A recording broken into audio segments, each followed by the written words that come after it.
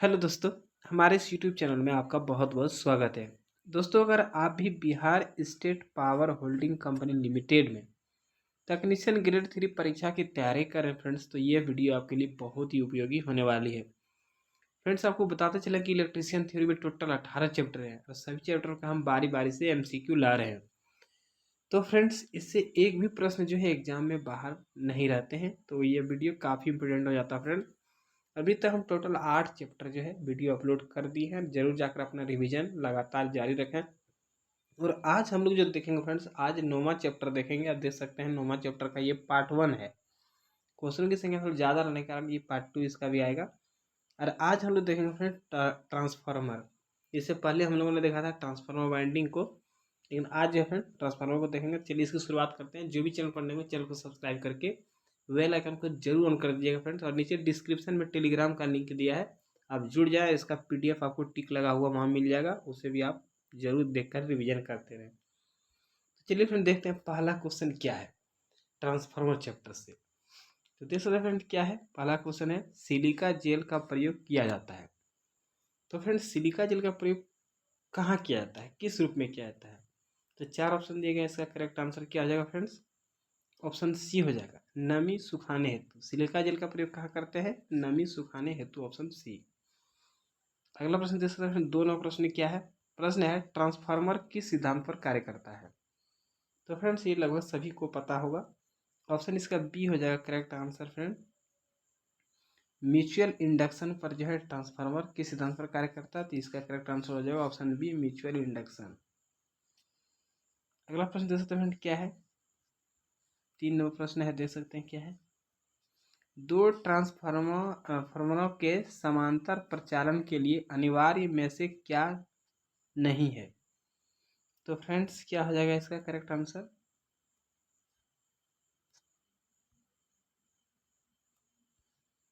अब यहाँ से देखिए फ्रेंड्स, थोड़ा क्वेश्चन छोटा कर दिए। तो इसका करेक्ट आंसर क्या हो जाएगा? इसका करेक्ट आंसर ऑप्शन डी हो जाएगा सही फ्रेंड। क्या हो जाएगा? समान केवीए रेटिंग। तो फ्रेंड्स, ये चीज़ों को याद रखेंगे। 4 नंबर प्रश्न आप देख सकते हैं क्या है। किसी ट्रांसफार्मर में अधिकतम दक्षता के लिए शर्त है। किसी ट्रांसफार्मर में जो है अधिकतम दक्षता के लिए क्या शर्त है? 4 ऑप्शन दिए गए हैं। इसका करेक्ट आंसर ऑप्शन सी हो जाएगा सही फ्रेंड्स। कॉपर हानि बराबर लोह हानि, यही इसका करेक्ट आंसर हो जाएगा। फ्रेंड्स, ये चैप्टर काफ़ी इंपोर्टेंट है, इसे प्रश्न जरूर देखें। 5 नंबर आप देख सकते हैं फ्रेंड क्या है। ट्रांसफार्मर की रेटिंग निम्नलिखित में से होती है। ये भी क्वेश्चन एग्जाम पूछा गया है। तो फ्रेंड, इसका क्या हो जाएगा करेक्ट आंसर? ऑप्शन डी हो जाएगा फ्रेंड। ये जो है केवीए में होता है, तो याद रखेंगे ट्रांसफार्मर की रेटिंग। अगला प्रश्न देखते हैं 6 नंबर, एक ट्रांसफार्मर किस सिद्धांत पर काम करता है? तो फ्रेंड, इसका करेक्ट आंसर हो जाएगा ऑप्शन ए, अन्योन्य प्रेरण। 7वां प्रश्न देख सकते हैं फ्रेंड क्या है। 7वां प्रश्न है, ट्रांसफार्मर को एडी करंट क्षय से रक्षित करने हेतु कोर को डैश से बनाया जाता है। यानी फ्रेंड, ये समझिए कि ट्रांसफार्मर का कोर जो है किस चीज़ के बना होता है। तो ये क्वेश्चन भी एग्जाम में पूछा गया है। इसका करेक्ट आंसर ऑप्शन सी हो जाएगा, साफ्ट आयरन।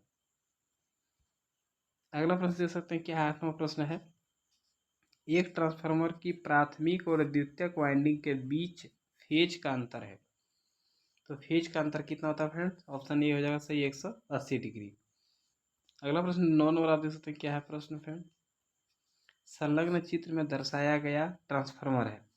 ये जो चित्र दिया गया फ्रेंड, आप देख सकते हैं इस चित्र में जो है ट्रांसफार्मर का प्रकार पूछा गया है। इसका करेक्ट आंसर क्या हो जाएगा? ऑप्शन बी हो जाएगा फ्रेंड। क्या हो जाएगा? सीटी। ये जो है सीटी धारा ट्रांसफार्मर, यही इसका करेक्ट आंसर हो जाएगा। यानी करंट जो है, करंट ट्रांसफार्मर इसका। अगला प्रश्न देख सकते हैं फ्रेंड क्या है। अगला प्रश्न है 10 नंबर। देखिए फ्रेंड क्या है, कितनी वाइंडिंग का प्रयोग ऑटो ट्रांसफार्मर में होता है? तो फ्रेंड्स, ऑटो ट्रांसफार्मर में जो है पूछा जा रहा है कितनी वाइंडिंग का प्रयोग होता है। इसका करेक्ट आंसर ऑप्शन ये हो जाएगा, 1। अगला प्रश्न 11 में होता है, किस शर्त पर ट्रांसफार्मर की दक्षता अधिकतम होगी? तो फ्रेंड, ट्रांसफार्मर की दक्षता अधिकतम होने की बात हो जा रही है, तो क्या शर्त है उनके लिए? इसका ऑप्शन बी हो जाएगा सही फ्रेंड। क्या हो जाएगा? ताम्र छतियाँ लोह छतियों के समान होगी, जो हमने ऊपर में अभी प्रश्न देखा। अगला प्रश्न दूसरा प्रश्न क्या है। अगला प्रश्न आप यहाँ से देखिए, नमी सोखने के बाद सिलिका जेल का रंग डैश हो जाता है। तो फ्रेंड्स क्या हो जाता है? इसका ऑप्शन बी हो जाएगा सही, गुलाबी या सफ़ेद हो जाता है। अगला प्रश्न देख सकते 13 नंबर, एक धारक ट्रांसफार्मर का भार डैश में अभिव्यक्त किया जाता है। तो फ्रेंड इसका करेक्ट आंसर क्या हो जाएगा? ऑप्शन डी हो जाएगा सही फ्रेंड, वोल्ट एम्पियर्स में। तो याद रखेंगे VA।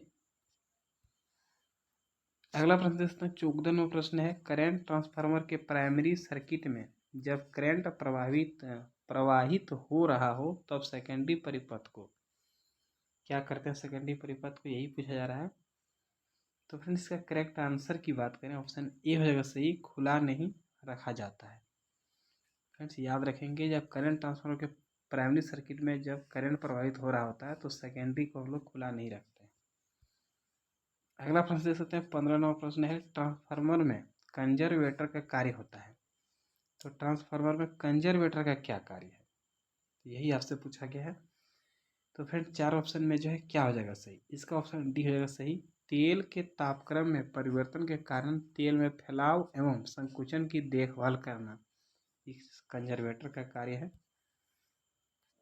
अगला प्रश्न देख सकते हैं 16 नंबर, ट्रांसफार्मर में श्वासन का कार्य होता है। तो फ्रेंड्स क्या होता है ट्रांसफार्मर में श्वासन का कार्य किस में होता है? इसका करेक्ट आंसर ऑप्शन बी हो जाएगा, ट्रांसफार्मर में जब बाह्य वायु प्रवेश करती है तो उसकी आर्द्रता से बचाना। ये सारे कार्य है फ्रेंड, कुछ ट्रांसफार्मर में बहुत सारे इंपॉर्टेंट क्वेश्चन भी होते हैं, देख सकते हैं। प्रश्न 17 नंबर, ट्रांसफार्मर का कोर अच्छी गुणवत्ता वाले पदार्थ का बना होता है, जैसे कि देख सकते हैं फ्रेंड CRGO इस्पात, ताकि निम्नलिखित न्यूनतम किया जा सके। यानी किस को जो है न्यूनतम करने के लिए हम लोग अच्छा जो है उसका अच्छी गुणवत्ता वाले हम लोग ट्रांसफार्मर कोर का इस्तेमाल करते हैं। इसका करेक्ट आंसर की बात करें ऑप्शन सी हो जाएगा सही फ्रेंड, क्या हो जाएगा? हिस्टेरेसिस हानि। हिस्टेरेसिस हानि कम करने के लिए, न्यूनतम करने के लिए हम लोग क्या करते हैं? अच्छी गुणवत्ता वाले कोर का इस्तेमाल करते हैं। अगला प्रश्न देख सकते हैं 18वां प्रश्न है, ट्रांसफार्मर में लौह कोर प्रदान किया जाता है निम्न के लिए। तो ट्रांसफार्मर में लौह कोर प्रदान किया जाता है निम्न के लिए, तो किसके लिए फ्रेंड? इसका करेक्ट आंसर ऑप्शन ए हो जाएगा, चुंबकीय तथा देख सकते हैं रिलक्टेंस को कम करने के लिए, चुंबकीय पथ रिलक्टेंस को कम करने के लिए।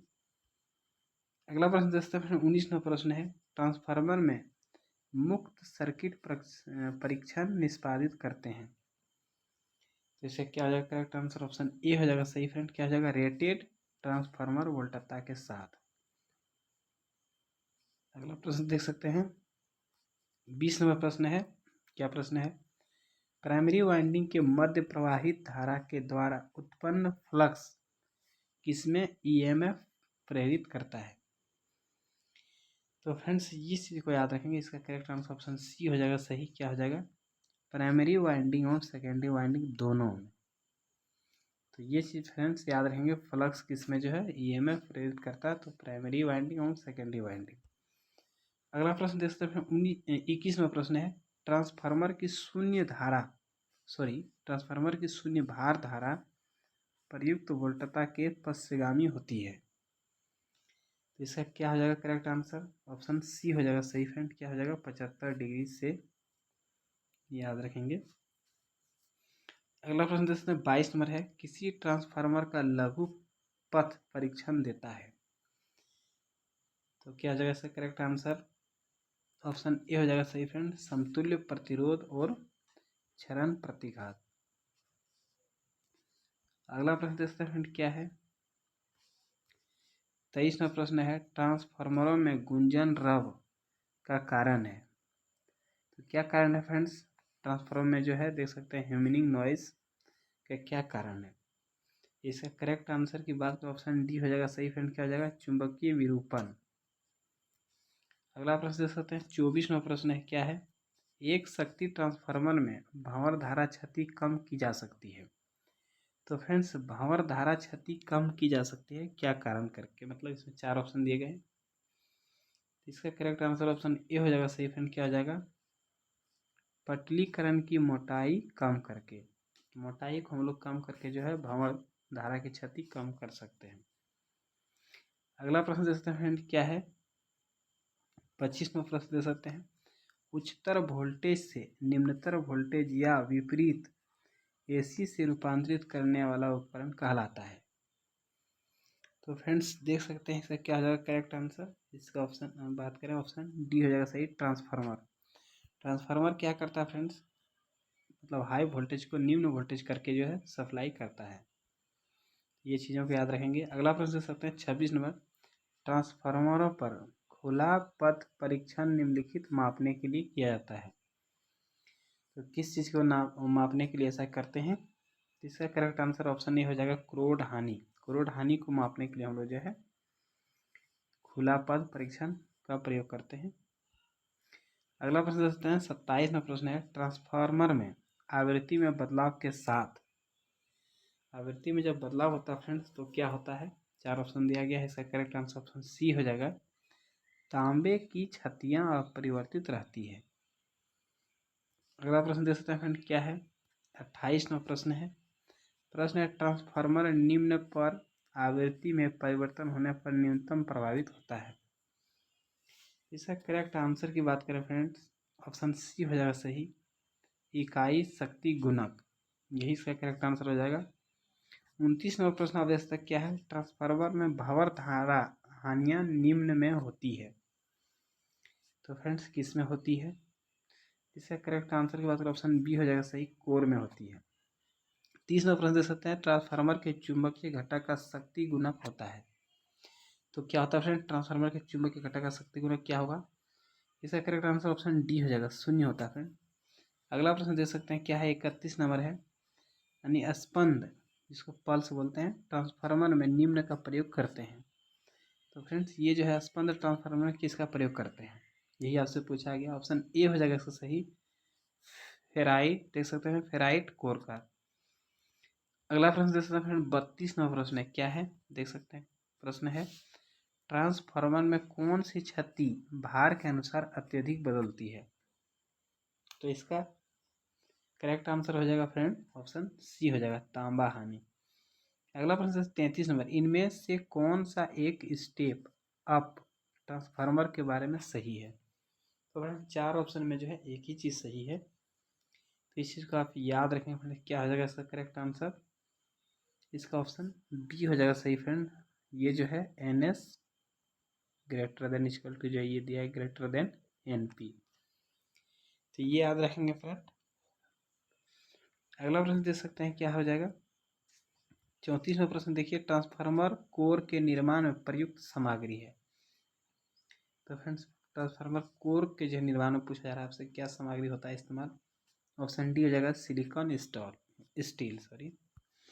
अगला प्रश्न देखते हैं फ्रेंड क्या है, अगला प्रश्न 35वां प्रश्न देखिए, ट्रांसफार्मर डैश के सिद्धांत पर कार्य करता है यानी काम करता है। तो फ्रेंड इसका करेक्ट आंसर क्या हो जाएगा, ऑप्शन डी हो जाएगा सही फ्रेंड, क्या हो जाएगा, Faraday's law of electromagnetic induction. तो याद रखिए फ्रेंड ये जो मुख्य है इलेक्ट्रोमैग्नेटिक इंडक्शन, यही जो है मुख्य रूप से याद रखना है। अगला प्रश्न जैसे 36वां प्रश्न है, ट्रांसफार्मर कोर लेमिनेशन का प्रयोजन है। तो ट्रांसफार्मर में जो कोर होता है उसका लेमिनेशन का प्रयोजन, मतलब लेमिनेशन करने का क्या कारण है, तो वही आपसे पूछा जा रहा है। इसका करेक्ट आंसर ऑप्शन डी हो जाएगा सही फ्रेंड, लो हानि को कम करना है। लो हानि को कम करने के लिए हम लोग क्या करते हैं, लेमिनेशन कर देते हैं कोर का। अगला प्रश्न 37वां प्रश्न दे सकते हैं, एक स्टेप अप ट्रांसफार्मर डैश के रूप में भी इस्तेमाल किया जा सकता है। तो किस रूप में फ्रेंड इस्तेमाल किया जा सकता है, इसका ऑप्शन सी हो जाएगा सही फ्रेंड, स्टेप डाउन ट्रांसफार्मर, ये जाएगा इसका करेक्ट आंसर। 38वां प्रश्न दे सकते हैं, आदर्श ट्रांसफार्मर में शून्य लोड पर प्राथमिक कुंडलन की धारा यानी आईपी होती है, ये पूछा जा रहा है क्या होती है। इसका करेक्ट आंसर ऑप्शन बी हो जाएगा सही फ्रेंड, क्या हो जाएगा, वोल्टेज ईपी से 90 डिग्री जो है पिछड़ जाती है, याद रखेंगे। अगला प्रश्न देखते हैं 39वां प्रश्न है क्या है, ट्रांसफार्मर की प्राथमिक एवं द्वितीयक कुंडलन में सदैव होती है, क्या होती है, ये आपसे पूछा जा रहा है, सदैव क्या होती है। तो फ्रेंड्स ये चीज़ें जो है 39 नंबर का करेक्ट आंसर ऑप्शन डी हो जाएगा, एक उभयनिष्ठ परिपथ होता है। क्या होता है, ट्रांसफार्मर के प्राथमिक और द्वितीय कुंडलन में सदैव जो है उभयनिष्ठ परिपथ होता है, याद रखेंगे। 40वां प्रश्न आप देख सकते हैं फ्रेंड, क्या है प्रश्न, एक ट्रांसफार्मर की द्वितीय कुंडलन में प्रेरित विद्युत वाहक बल दे सकते हैं निर्भर करता है। तो ये किस चीज पर निर्भर करता है फ्रेंड, इसका करेक्ट आंसर की बात करें ऑप्शन डी हो जाएगा सही, सभी पर। तो ये फ्रेंड्स याद रखेंगे, प्रेरित विद्युत वाहक बल जो है निर्भर करता है इन सभी पर। क्या क्या है, चुंबकीय फ्लक्स के परिणाम पर, स्रोत की आवृत्ति पर, लपेटों की संख्या पर भी जो है प्रभाव पड़ते हैं, तो याद रखेंगे। अगला प्रश्न देखते हैं 41वां प्रश्न, क्या है, प्रश्न है वितरण ट्रांसफार्मर को इस प्रकार अभिकल्पित किया जाता है जिससे कि उसमें लोह क्षति न्यूनतम रहे, क्योंकि लोह क्षति न्यूनतम रहे क्योंकि ये आपसे पूछा जा रहा है। इसका करेक्ट आंसर ऑप्शन डी हो जाएगा। क्या हो जाएगा फ्रेंड, डी। ट्रांसफार्मर की प्राथमिक कुंडलन 24 घंटे उत्तेजित रहती है, ये याद रखेंगे। अगला प्रश्न देखते हैं 42वां प्रश्न है फ्रेंड, एक ट्रांसफार्मर पूर्ण लोड पर अधिकतम दक्षता से कार्यरत है तथा इसकी लोह क्षति जो है 1000 वाट है, अर्ध लोड पर इसकी ताम्र क्षति होगी। तो फ्रेंड ये न्यूमेरिकल टाइप बनेगा। इसका करेक्ट आंसर की बात करें ऑप्शन बी हो जाएगा सही फ्रेंड, 250 वाट। 43वां प्रश्न है, ट्रांसफार्मर में शून्य लोड अवस्था में प्राथमिक धारा का मान पूर्ण लोड अवस्था का केवल डैश होता है। तो फ्रेंड इसका करेक्ट आंसर की बात करें ऑप्शन ए हो जाएगा सही। क्या हो जाएगा, 2% से 5% तक होता है। अगला प्रश्न देख सकते हैं, क्या है, 44वां प्रश्न है, एम्पलीफायर की तुलना में ट्रांसफार्मर फ्रेंड क्या होता है, यानी एम्पलीफायर की तुलना ट्रांसफार्मर से की जा रही है, तो इसमें क्या होता है। इसका करेक्ट आंसर ऑप्शन सी हो जाएगा सही। क्या हो जाएगा सही, सी। आउटपुट शक्ति नहीं बढ़ा सकता, तो याद रखेंगे फ्रेंड्स। अगला प्रश्न देख सकते हैं 45वां प्रश्न है, क्या है, ट्रांसफार्मर की पूर्ण दिन दक्षता एक अनुपात है। तो फ्रेंड ट्रांसफार्मर की पूर्ण दिन जो है दक्षता एक अनुपात है किस चीज़ का, तो ये पूछा जा रहा है। इसका करेक्ट आंसर की बात करें फ्रेंड ऑप्शन बी हो जाएगा सही। देख सकते हैं किलोवाट आवर आउटपुट और किलोवाट आवर इनपुट एक दिन में का, तो ये जो है अनुपात जो है फ्रेंड याद रखेंगे, इनपुट आउटपुट का जो है, आउटपुट और इनपुट का जो है अनुपात रहता है। याद रखेंगे फ्रेंड, ये इसका लास्ट क्वेश्चन था, इसका सेकंड भी आएगा, सेकंड पार्ट। तो फ्रेंड्स वीडियो पसंद आए तो लाइक जरूर करें, चैनल को सब्सक्राइब करें। फ्रेंड्स इस वीडियो में इतना ही, तब तक के लिए धन्यवाद।